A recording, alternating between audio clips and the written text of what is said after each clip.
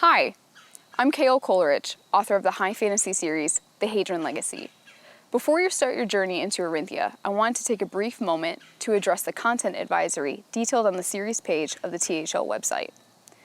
As a series, The Haidren Legacy wrestles with some challenging themes that have touched every generation, on every continent, during every century. And as these themes center around the human condition, their presence in the world of Orinthia should be no different.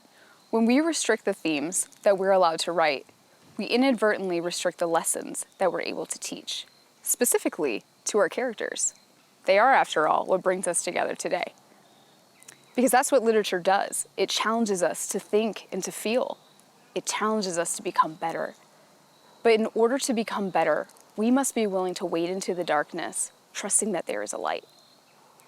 So, as you leave one reality and embark into another, I want to use this opportunity to voice 3 key promises from me to you.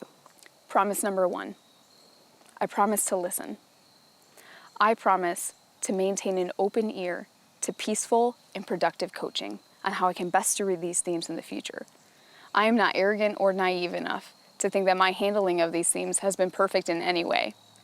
It will take a great deal of patience, consideration, and humility to ensure that each of these themes is wielded with care.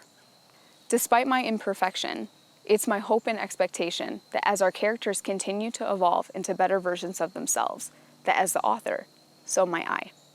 Promise number 2, I promise to be intentional. Each theme enlisted in the Haidren Legacy was chosen for a purpose. From the first word of the prologue in Book 1 to the last word of the epilogue in Book 5, these themes are woven into the very fabric of this story, woven with intention. Promise number 3, I promise to deliver. Opening with House Sebastian, there may be aspects of this world that make you cringe, that might cause you to cry, or even incite anger. And that's okay. In fact, it's more than okay, it's good, because it means that you see a need for wrongs to be made right. There's an inherent ugliness to Orinthia that our characters need to identify as well. And we need to give them time to evolve in order to do so for themselves. Each of us, writer, reader, and character alike, will wrestle with these themes in our own way, according to our own experience and our own disposition.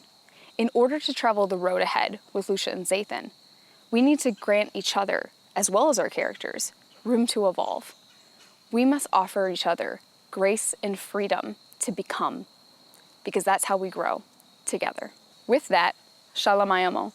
May the moon watch you as you journey out of the known and into the other. Read well, my friends.